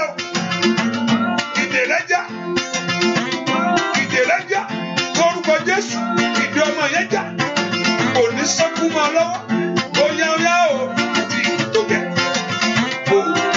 lọ́nu ayé mi ni nínú ayé rẹ ni tó gẹ́. Ọlọ́run ò sọ pé ńgbà tó bá dákẹ́. God never said when you keep quiet. ó ní nígbà tí n bá ké pe Olúwa. Say when I call upon the name of God. Ọ̀tá mi ó pa idà. That is when my enemy will ó ní èyí ni mo pé. And this is when I will know. Olúwa wà pẹ̀lú mi. That God is with me. ó ní nígbà tí n bá ké pe Olúwa. Only when I call upon the name of the God. ọ̀tá mi yóò pẹ̀yìn dà. That is when the enemy will disembark. èyí fi dá mi lójú pé. And this assures me. Olúwa wà pẹ̀lú mi. That God is with me. ìgbà tó bá wẹ̀yìn tó rí mú. And when you see, look at your back and you can't find him. But never said when you keep quiet. kò sígbà tó bá dákẹ́. It's not when you keep quiet. ó nígbà tó bá ké pe Olúwa ni. When you call upon the name of God. bẹ́ẹ̀ kó faraya. I want you to tear up now. òpin ló dé bá ìyà mi lónìí. This is an end to the problem of my life. Olúwa fi òpin sí. Put an end to the problem of my life. ẹ̀gàn táyé fi ń jayé mi o. This enemy reproach in my life. ẹ̀gàn tí ayé fi ń ṣe ayé mi. This reproach in my life. ohun tí ò jẹ́ kí ayọ̀ mi kún ní gbogbo ọ̀nà. What has not made my joy to be fulfilled. ohun tí ò jẹ́ kí ayé mi tẹ̀ mí lọ́wọ́. What has not made that success to come to me. gbogbo ipá tí ò fẹ́ kí n jẹ́ ohun tó yẹ kí n jẹ́. Every power that does not want me to be gbogbo ipá tí ò fẹ́ kí n wà níbi tó yẹ kí n wà. Every power that says that orúkọ Jésù Olúwa dójú ti padà. In the name of Jesus, I'm ẹ gbàgbà lọ́wọ́ ọ̀tá mi take lónìí. that power from my enemy. ẹ gbàgbà lọ́wọ́ ọ̀tá mi Take that lónìí. power from my enemy. ẹ gbàgbà lọ́wọ́ ọ̀tá mi Take that lónìí. power from my enemy today. ẹ gbàgbà lọ́wọ́ ọ̀tá mi Take that lónìí. power from my enemy today. agbára ẹ kó di asán lórí That mi. enemy should put on it today. májẹ̀mú òkùnkùn ẹ kó di asán lórí That mi. covenant of enemy should put on it. májẹ̀mú òkùnkùn ẹ kó di asán lórí mi. That covenant of enemy ẹ should gbàgbà lọ́wọ́ ọ̀tá mi lónìí. take that enemy power from my ẹ enemy. gbàgbà lọ́wọ́ ọ̀tá mi Take lónìí. that power from my enemy. ọ̀tá tí ń bẹnu ilé mi sẹ́. Every enemy dead in my ọ̀tá tó life. ń bẹ lẹ́nu iṣẹ́ mi sẹ́. The enemy dead in my ọ̀tá tó gbógun ti ìrìn àjò mi. Every power that says I will not. ọ̀tá tó jó fẹ́ kí n ní ọmọ láyé. That says I will not have ẹ children. gbàgbà lọ́wọ́ ẹ̀ lónìí. Power away from him. ẹ gbàgbà lọ́wọ́ ẹ̀ Power away lónìí. from him. ẹ sọ ipá rẹ̀ di asán lórí mi. His power into naught. ẹ bètè rẹ̀ jẹ́ lórí mi. Put his power. ẹ sọ ọmọ rẹ̀ dasán lórí ọ̀nà mi gbogbo. Poison. yìí ni màkú sátánì mò kó sàté. ó yẹ gbàgbà lọ́wọ́ ọ̀tá mi. Olúwa gbà. Olúwa gbà. Olúwa gbà. Olúwa gbà. Olúwa gbà. Olúwa gbà. Olúwa gbà. Olúwa gbà. Olúwa gbà. Olúwa gbà. Olúwa gbà. gbàgbà lọ́wọ́ ẹ tó tó tì mí o. ẹni tí ò fẹ́ kí ọlọ́mọ bí. ẹni tí ò fẹ́ kí rí ìyanu. gbogbo àgbà tó ní kí n má lọ́kọ. yìí ni màkú sátánì nàbàgàyà.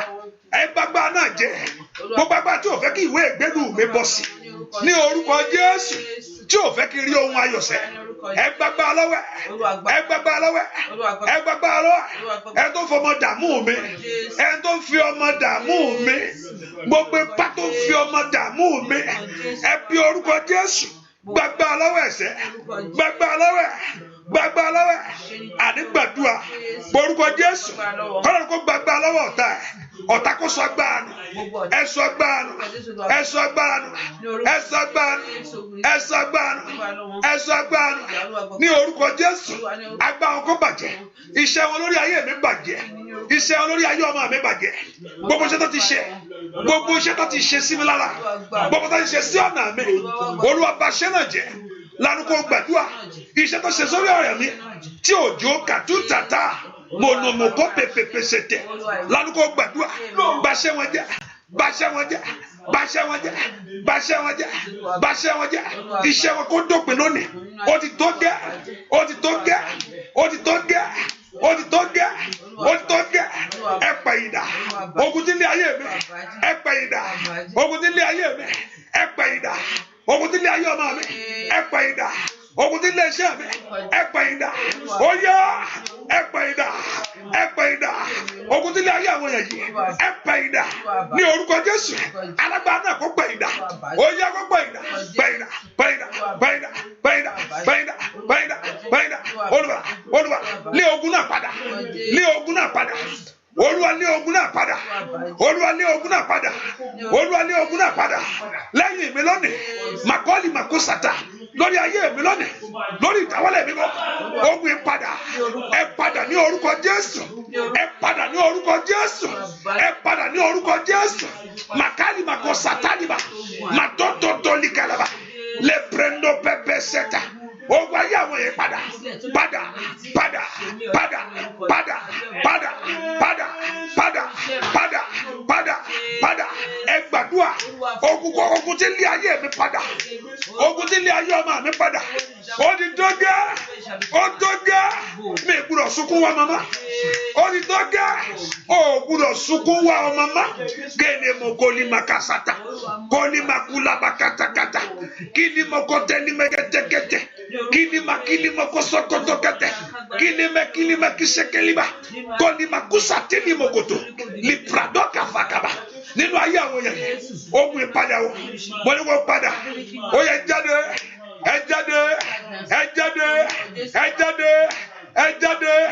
àyàkópa gbogbo àlejò tó fi ayé rẹ ṣẹlẹ̀ àyàkópa gbogbo àlejò tó fi ayé ọmọ rẹ ṣọ̀nà ní orúkọ Jésù gbogbo àlejò adójẹ ẹni bá yẹ ẹni jẹ ìnìmàkúsà tìlìyà ẹgbẹ́ ọ̀rọ̀ Olúwa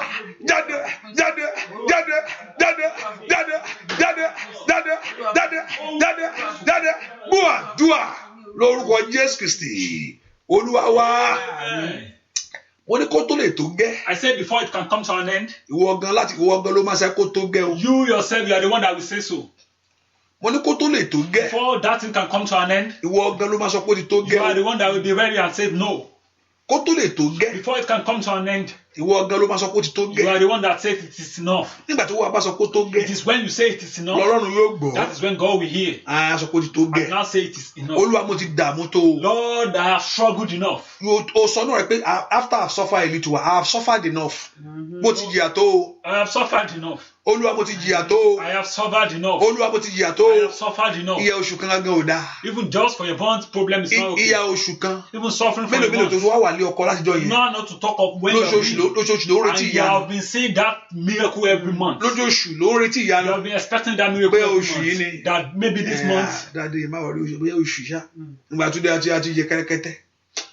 Wá tó wà pé oṣù kejì ọdún kan lọ ọdún kejì ọdún kẹta ọdún kẹrin ọdún karùn-ún ọdún kẹfà ọdún kejì oṣù wa ń bẹ ṣùgbọ́n lónìí òpin yóò dé bá a. Amen. Kòkò ara ò ní sán kó pé gbà ara ti ń sán ta ó dà pé màá rí ìyanu mi lénìí bó ṣe ń gbàdúrà iná ìyanu á dẹ̀ jáde wá fún un. Amen. Thunder will strike and you see the impact. Ìyanu rẹ̀ á kàn wá wẹ́rẹ́ báyìí bọ́ fún ọ. That miracle will just come. Ẹ po orúkọ Jésù. Call the name of Jesus. Èmi kọ ogun ìṣẹ́. I reject this problem. Àìrọ́mọ bí ìdópinnu ayé mi. I reject this barrenness. Ìwé ìgbèrú tí mo ti létí títà yóò ti dé This big card have been pursued. O ti náwó mélòó lọ́yà ó pààrọ̀ lọ́yà bí nǹkan mẹ́rin. I've been spending money. Wọ́n ti dá ọmọ bẹ́ẹ̀. They have known your. Ó yá ó tó gẹ́ o. It is enough.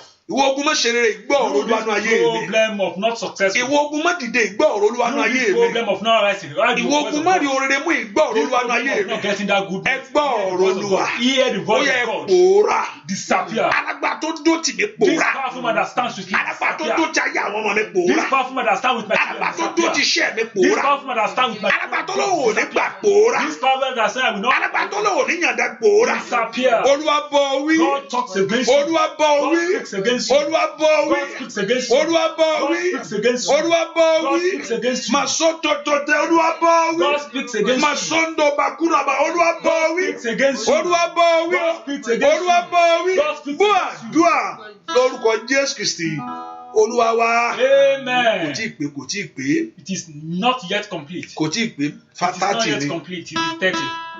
Hallelujah. Amen. Yóò bá mi ṣe, yóò ṣẹ́gun fún mi.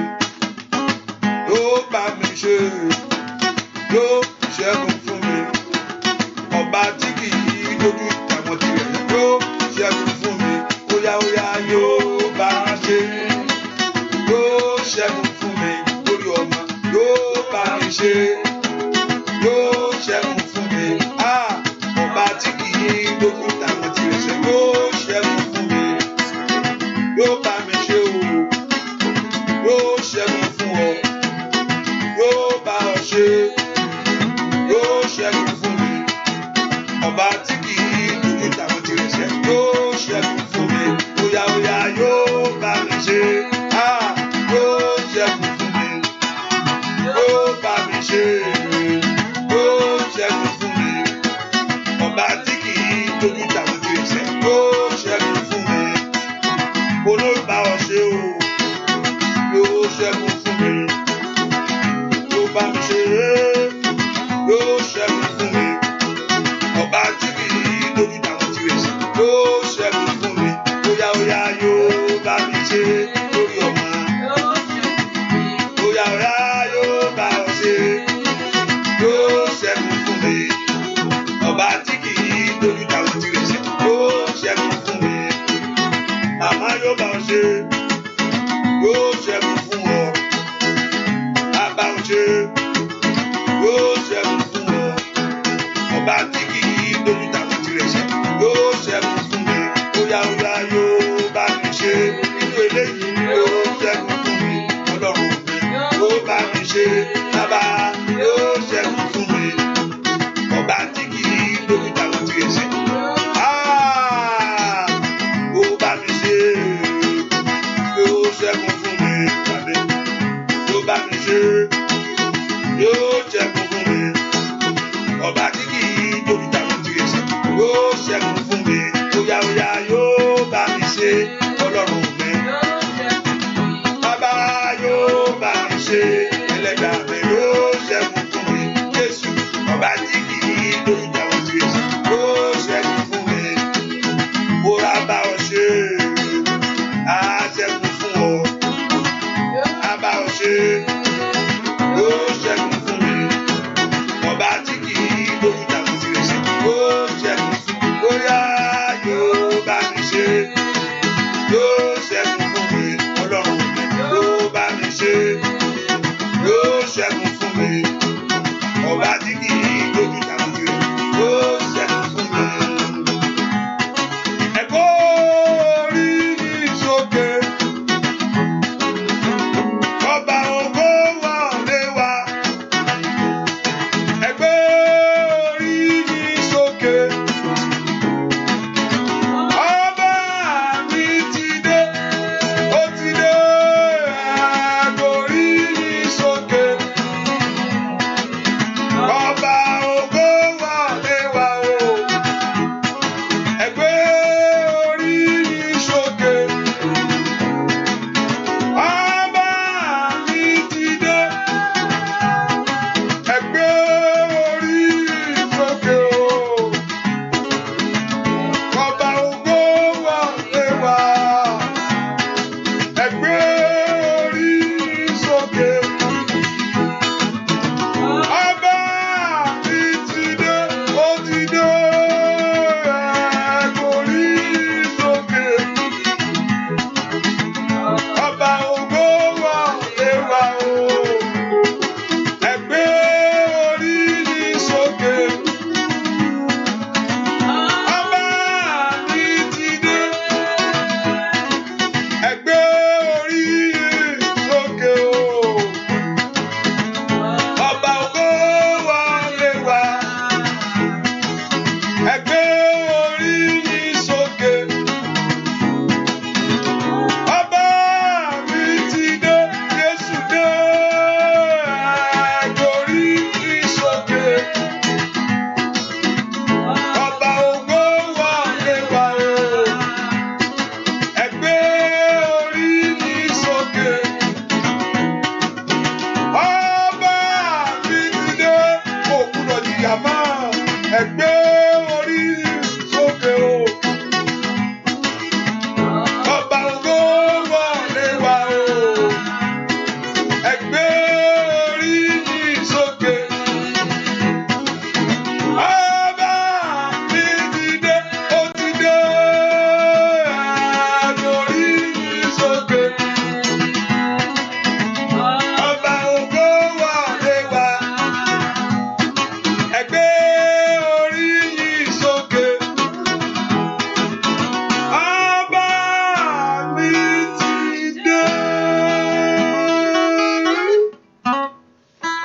Téèyàn ò bá rí ìyanu, If you don't see God's wonder, á dàbí pé èèyàn ṣe exercise. it will be as if you are exercising, Àdúrà gan ò ní ìtumọ̀. and that prayer will not even be meaningful.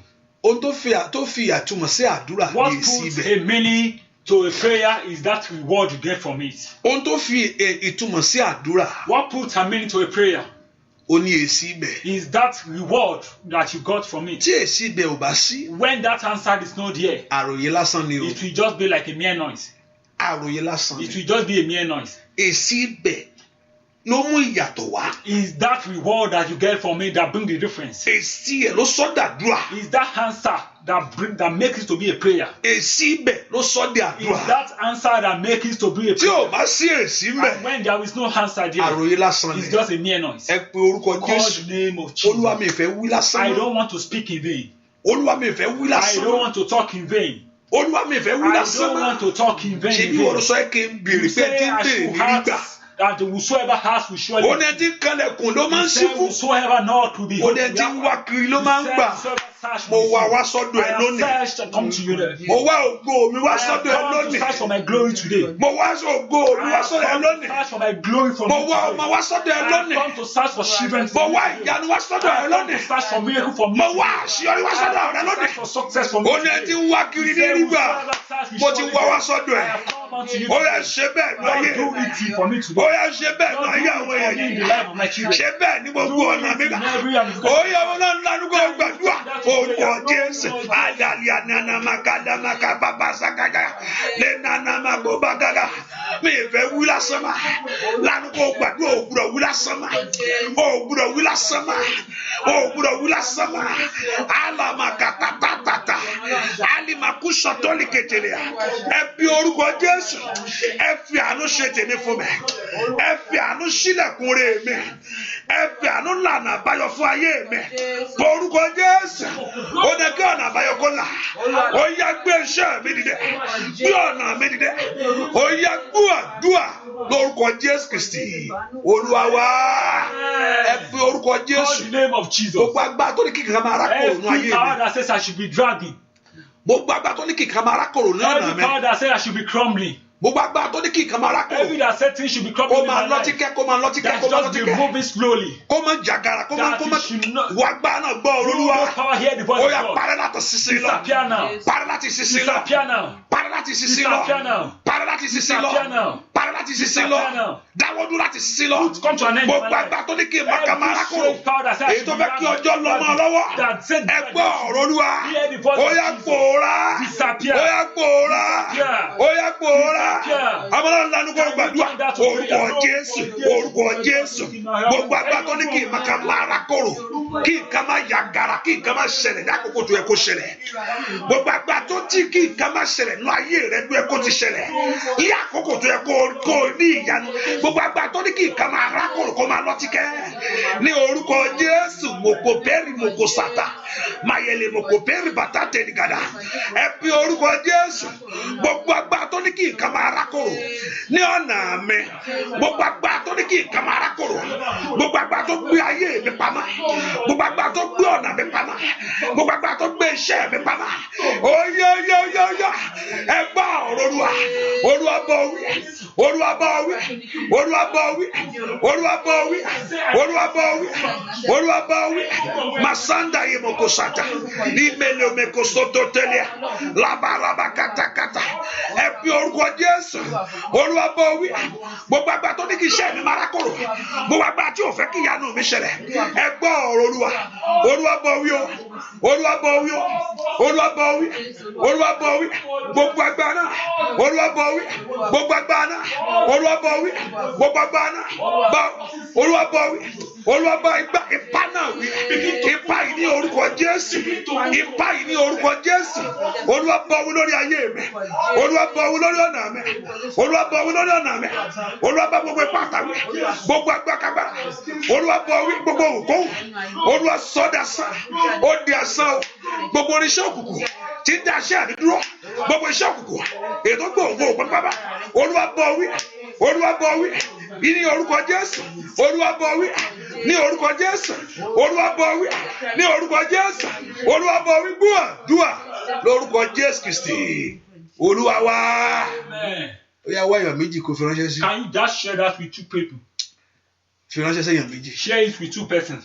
Ẹni tó bá tẹ̀ yóò rí ọ̀fẹ́. And whosoever do it will surely receive that grace. Pásítọ̀ ìfẹ́ ká tẹ̀ ni. Pastor, you want to, Pásítọ̀ ìfẹ́ ká sẹ́ndì ẹni Pastor, kí you want us to send it? ẹ pé mo kọ̀ rí bẹ́ẹ̀. It's not so. Mo ní kẹ́ wáyà méjì ránṣẹ́ sí. Share it with two persons. Èmi ò mọ ẹni tọ́lọ́run máa sọ fún ẹ kó sẹ́ndì ẹ̀ sí. I don't know whoever God is going to send it to. Nǹkan kan máa ṣẹlẹ̀. But I know something glorious will happen. Mo ní kó wáyà méjì ránṣẹ́ And sí. that is why I say you should just look for 2 persons. I don't like to attach that with your blessing. Mi fẹ́ ká yí mọ́ orí pé share mẹ́ta ayé àbùkún dé. It just come from your heart. Let it come from your heart to share it. Ó tọ́jú yẹn bá gbọ́ràn yàrá ìyanu. Truly, I don't if you dispute obey, that. you will receive God's wonder. In obedience, there's a blessing. Nínú ìgbọràn ìbùkún wà. But sometimes not all we attach everything to God. It's But obedience. wà ní Willing láti heart. máa Willing heart is okay. Willing heart is okay. ọkàn tí ó fi inú fẹ́ dọ̀ ṣe. Willing heart is okay. Willing heart is okay. Ọkàn tó fi ọkàn tó ṣe tó ohun tó tíyàn ṣe pẹ̀lú ọkàn ló ní ìtẹ́wọ́gbà. Ohun tíyàn ṣe pẹ̀lú ẹ̀rù kò rí nǹkan kan wá. Whatever comes with fear will not come with any We blessing. not yield anything. Will not need anything. Kò lè mú nǹkan jáde fún wa. Ohun tó wá pẹ̀lú ìfẹ́ látọkàn. What comes with love? Ẹbọ rúru ọkàn. Sacrifice there from your heart. Ó ní Ọlọ́run ṣe ìtẹ́wọ́gbà. That is what God wants. Pásítọ̀ ló ní kí n ṣe. It's pastor that says Báyìí lè do ṣe it. lóòótọ́ pásítọ̀ sọ bẹ́ẹ̀ bó ṣe wá látọkàn. Mo kọ́ ní gbogbo èèyàn ṣe náà mi náà ṣe náà. Bẹ́ẹ̀ kọ́ ohun tó wá látọkàn. I told you the worship is from the inner heart. Ìjọsìn wa ó wá láti inú ọkàn. He has to connect with the heart. Ó gbúdọ̀ papọ̀ pẹ̀lú ọkàn wa. If not connect with the heart, nothing. Tí kò bá ti papọ̀ pẹ̀lú ọkàn wa kò sí ohunkóhun. The prayer has to connect with the heart. Àdúrà ni láti papọ̀ pẹ̀lú ọkàn. Ọkàn ni. Ọkàn ni. Ohun tí ò bá jáde láti inú ọkàn wa. Whatever is not come out from our mouth. Ọlọ́run ò kì í dì pẹ̀lú ojú o. Ọlọ́run máa ń read a thought and a mind. God reads our mind to do anything. God look at the thought and mind. Ọlọ́run ń wo ọkàn wa. God look at thought.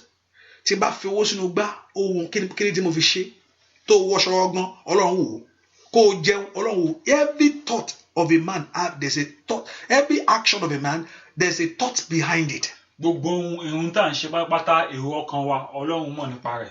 So and that's what God is dealing with. Ohun tí Ọlọ́run sì ń bá ṣiṣẹ́ lélẹ́yìí. The thought behind what you are doing. Èrò tó wá láti tó pẹ̀lú ohun tó ń ṣe. That's what God is dealing with. Nǹkan tí Ọlọ́run lò gangan. Ó ló sọ pé ènìyàn máa ń wojú. That is why he says. Ènìyàn máa ń wojú. Men look at. That's what the man's works. Bí èyàn ṣe máa ṣiṣẹ́ nìyẹn. That is how human being works. But Ọlọ́run máa ń wo ọkàn. But God look at thoughts. Hallelujah. Ọkàn tó ròyìn yẹn tó dún lẹ́bẹ́lẹ́bẹ́ tó ṣe dáadáa fún ọkọ. Ọlọ́run gbà ó ní nǹkan tárábìnrin fẹ́ gbà. Ìdí tó fi ròyìn yẹn tí yẹn tó lágbára. Ọlọ́run wò. God knows every deeds of men. Hallelujah. Kò sí nǹkan tọ́lọ́run rò. There's nothing God does not think of. Nǹkan tọ́lọ́run wò nìyẹn. That is what God thinks of. Gbà Ọlọ́run kí ni tó fi ṣe. Receive. How did you do it? Mo fẹ́ lọ bẹ̀ kí n tó fẹ́ fi lọ bẹ̀. You want to go there, why am I going there? Ohun tí Ọlọ́run máa ń dì pẹ̀lú nìyẹn. That is why what God deals with. Torí pé láti inú ọkàn. Because right from heart. Ní èrò gbogbo ìṣe tí máa ń jáde. That is where come every thought. Tẹ́lẹ̀ mi fọ ẹlòmíì létí gbà ó kò dédé fọ létí mo kò dédé gbá létí ní mistake nírọ̀ ni. Ẹ pé dára padà kí ni reason tó fọ létí? There's a reason behind every action. Every action has a reasons for doing them. So lọ ní Ọlọ́run máa ń dì pẹ̀lú. And that is what God deals Bó with. ṣe wá sínú prayer line yìí ọ̀pọ̀lọpọ̀ lóríṣiríṣi ọkàn ló wà. As even in this prayer line, we have many thoughts. And that's what God is looking. Ọlọ́run wò. God is looking. Tó lọ church Ọlọ́run wò reason to fi lọ If you church. look at going to church, God knows. Tó jómù kẹ̀kẹ́ síwájú Ọlọ́run gbogbo ẹ̀. If you dance, God knows. Gbogbo ẹ̀ Ọlọ́run wò wá ta. God knows everything. Àìmọ́ tó ṣe máa judge gbogbo ẹ̀ ló pé ẹ wo brother yẹn ẹ wo kí brother kan brother arọ ni kò sí brother kankan kò sí nǹkan kan lára brother tẹ́ ń sọ yìí o. Torí ọkàn rẹ̀ jìnnà o. Because his mind is hallelujah. Bẹ́ẹ̀ ni ọkàn lọ́lọ́run wò fún gbogbo. God looks at ènìyàn ń wo ojú ènìyàn ń wo ojú ṣùgbọ́n Ọlọ́run wọkàn wò ó rí ọkàn rẹ̀ ó rí ọkàn mi. Ọkàn lọ́lọ́run máa ń wò. So make your heart to be right with God. Jẹ́ kí ọkàn rẹ kó papọ̀ pẹ̀lú Ọlọ́run. Make your heart to be right with Him. Jẹ́ kí ọkàn rẹ kó papọ̀ pẹ̀lú Ọlọ́run. In every action of your life. Nínú gbogbo iṣẹ́ rẹ. Let your heart be right with Him. Jẹ́ kí ọkàn rẹ kó papọ̀ pẹ̀lú. And when God begin to see that in your life. Tí Ọlọ́run bá ti wá rí eléyìí. pé ọkàn ẹni mọ́. That this mind is clean. Ọkàn ẹni ké pè mí. This mind is truly calling on me. Ọkàn ẹni wá mi. This mind is truly searching for me. Ọkàn ẹni fẹ́ ṣe inú ayé. This Ó mind fẹ́ ṣe wants fún to mi. do something for me. And he begin to do that great thing in your life. Látòrí lọ, ọkàn wa yóò mọ Ọlọ́run. Amen. As from today, our mind will know God. Ọkàn wa yóò mọ Our Ọlọ́run. mind will know God. Kíákíá ẹnẹ̀bẹ̀ àdúrà yín sókè. Rántí pé àdúrà Can yín you turn your prayer point up? yóò parí ní ọ̀la. It's going to finish today. Not today o. Tomorrow. Tomorrow. Hallelujah. Amen. Ọ̀la ló máa parí. Ṣùgbọ́n àdúrà tẹ̀síwájú. Rántí pé even though ẹ ti rántí pé Monday kankan ni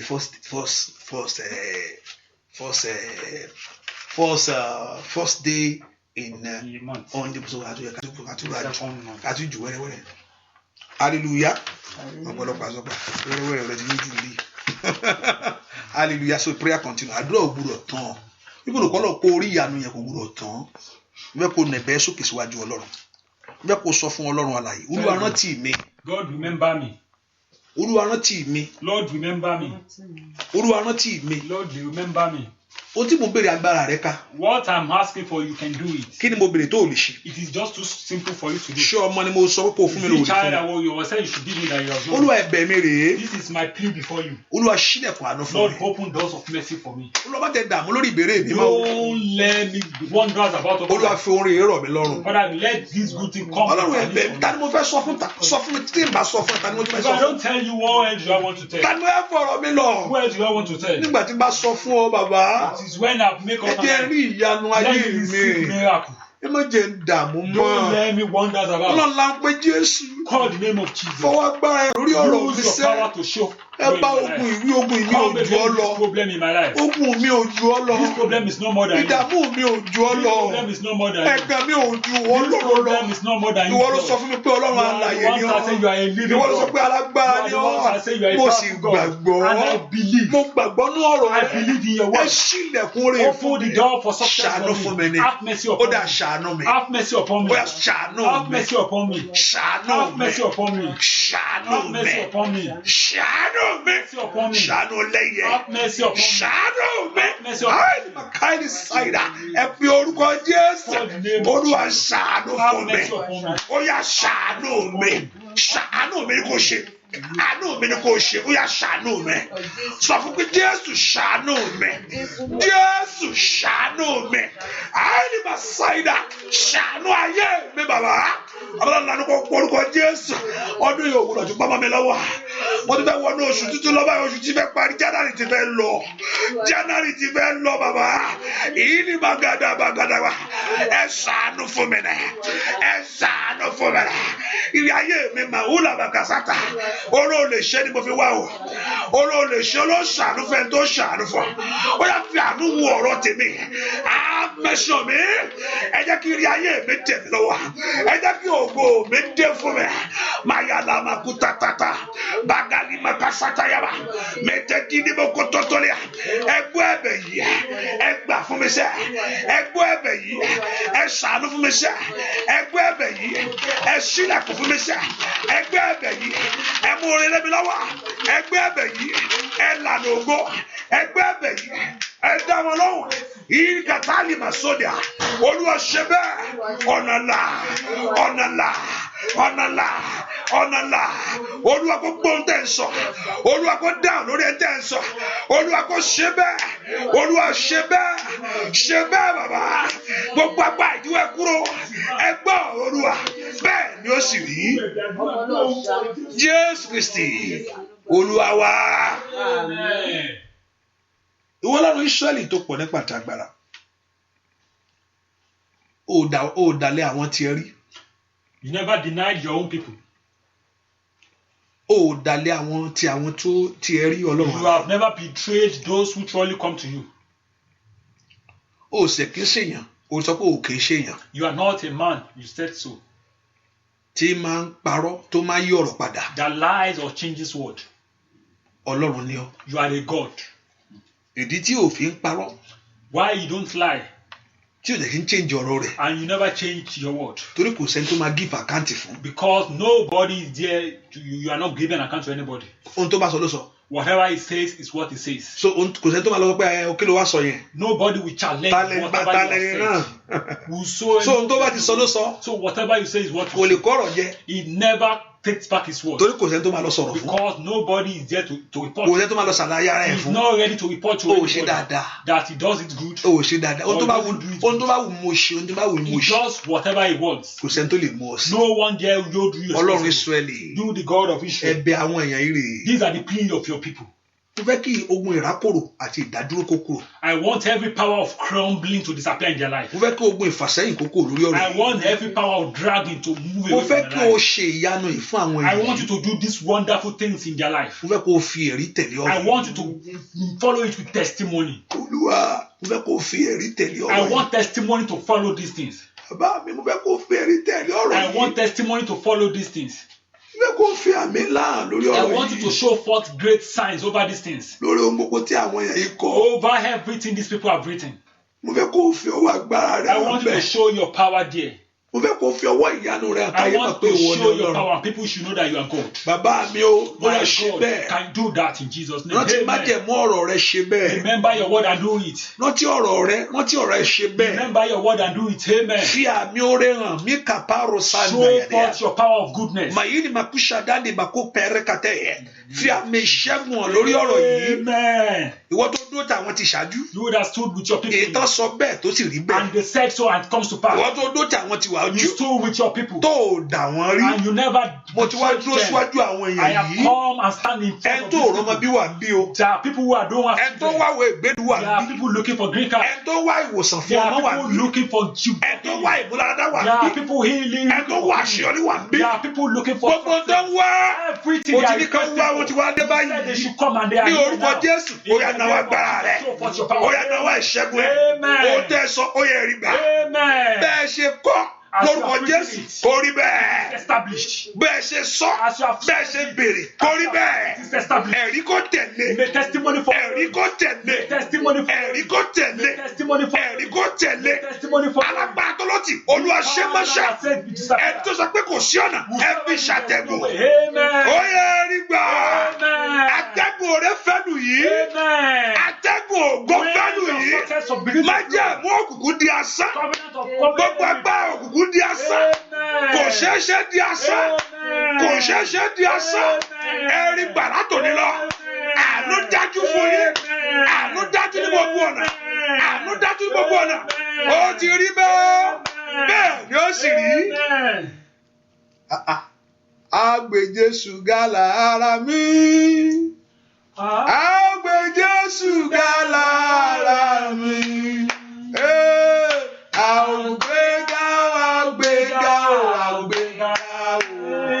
Àgbè Jésù ga lára mi. Lára mi. Àgbè Jésù ga lára mi. Lára mi o. Àgbè Jésù ga lára mi. Àgbéga, àgbéga, àgbéga. Àgbè Jésù ga lára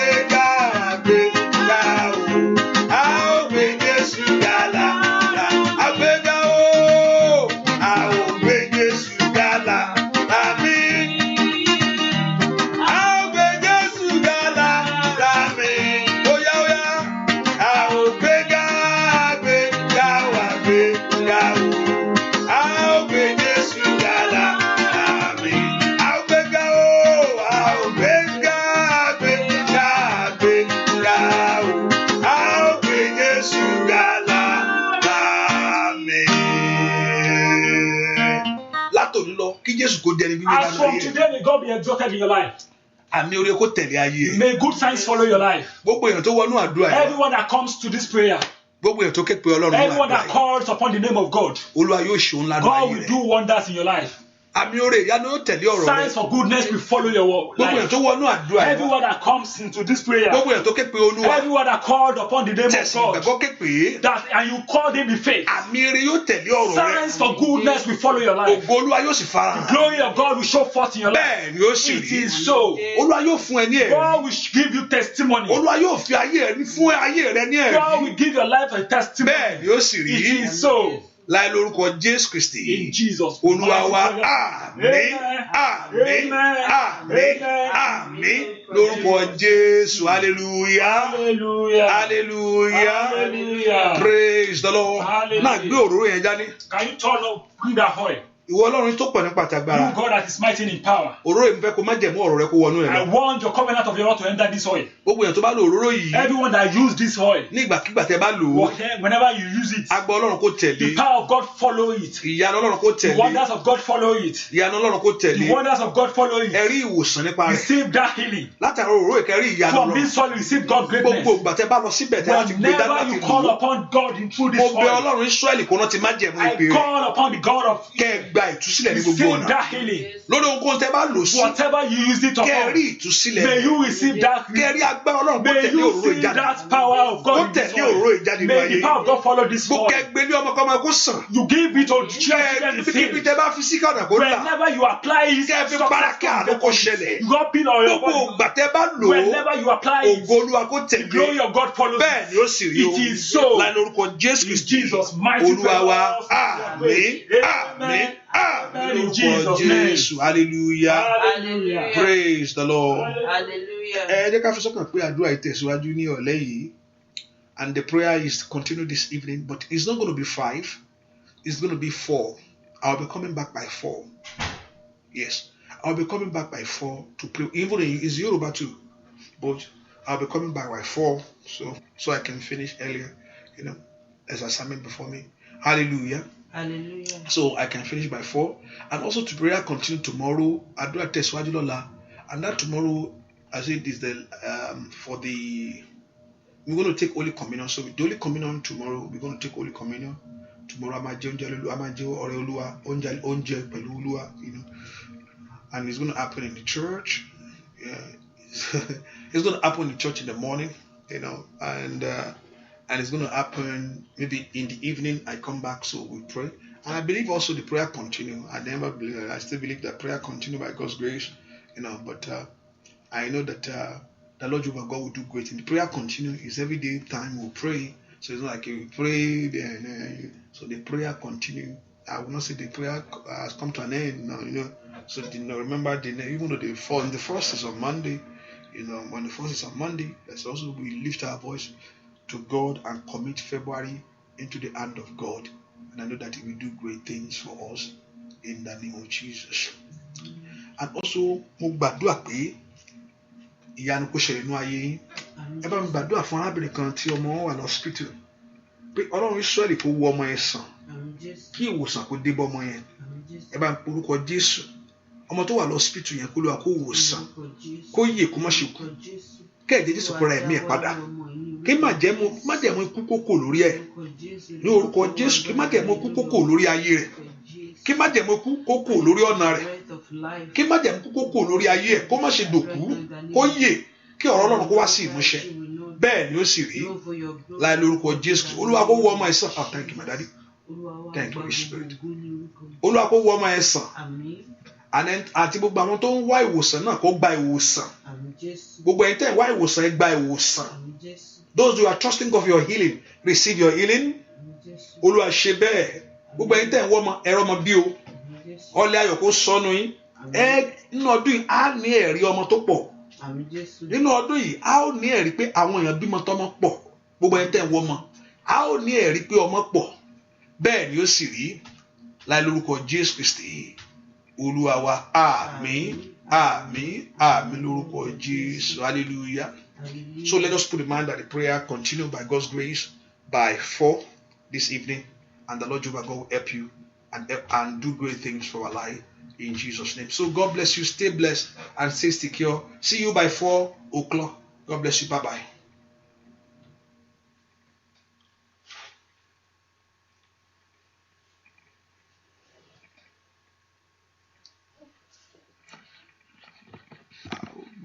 Sugar.